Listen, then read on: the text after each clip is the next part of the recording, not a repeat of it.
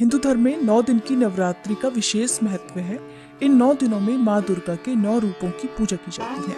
नवरात्रि साल में 4 बार आती है, जिनमें से 2 गुप्त और 2 प्रत्यक्ष होती हैं। चैत्र महीने की नवरात्रि प्रत्यक्ष नवरात्रि होती है। चैत्र मास के शुक्ल पक्ष की प्रतिपदा तिथि से चैत्र नवरात्रि प्रारंभ होती है और दशमी तिथि को दुर्गा विसर्जन के साथ ही समाप्त हो जाती है।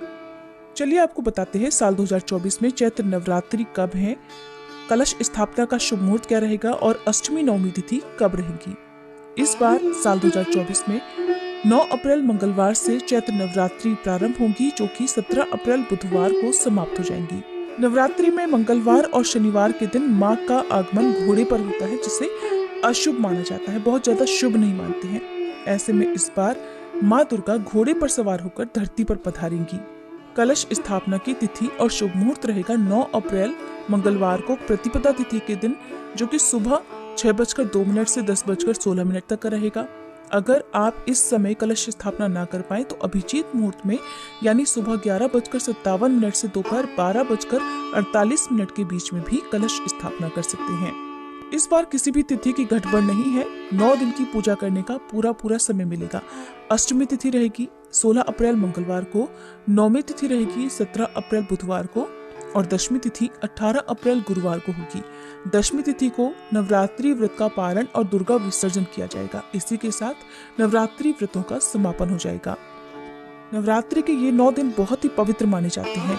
इन 9 दिनों में भक्त अपनी अपनी सामर्थ्य के अनुसार माता रानी की पूजा करते हैं। इन 9 दिनों में नाखून, बाल आदि काटने के लिए मना किया जाता है। व्रतधारी को पूजा करते समय काले रंग के वस्त्र नहीं पहनने चाहिए। विधि विधान से सुबह और शाम की पूजा करनी चाहिए।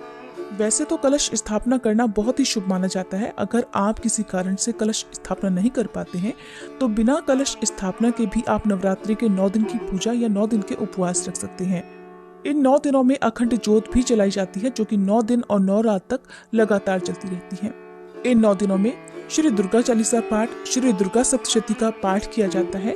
अपनी अपनी परंपराओं के अनुसार अष्टमी और नवमी तिथि को कन्या पूजन किया जाता है और इसके बाद शुद्ध सात्विक भोजन ग्रहण करके, अन्न ग्रहण करके ये उपवास खोला जाता है। नवरात्रि के व्रत में भक्त अपनी सामर्थ्य के अनुसार, अपनी शारीरिक क्षमता के अनुसार उपवास रखते हैं। जैसे कि कुछ लोग इस व्रत को केवल जल के साथ रखते हैं, कुछ लौंग का जोड़ा ग्रहण करके रखते हैं, कुछ लोग एक समय फलाहार ग्रहण करके रखते हैं। फलाहार में सेंधा नमक से बना हुआ फलाहार जैसे आलू, लौकी, कुटू या समा के चावल आदि ग्रहण किए जा सकते हैं। मौसमी फलों का और भरपूर मात्रा में दूध और जल का सेवन इस दौरान किया जाता है। लेकिन जो लोग व्रत भी रखना चाहते हो लेकिन बिना अन्न के नहीं रह सकते, वो इस व्रत में एक समय शुद्ध सात्विक भोजन, जो कि सेंधा नमक से बना हुआ हो, लहसुन प्याज से रहित हो, भोजन भी शाम के समय कर सकते हैं। कलश विसर्जन या दुर्गा विसर्जन नवमी तिथि के बाद ही करना चाहिए। तो 17 अप्रैल बुधवार को दोपहर 3:14 तक नवमी तिथि रहेगी, जिसके बाद से दशमी तिथि प्रारंभ हो जाएगी।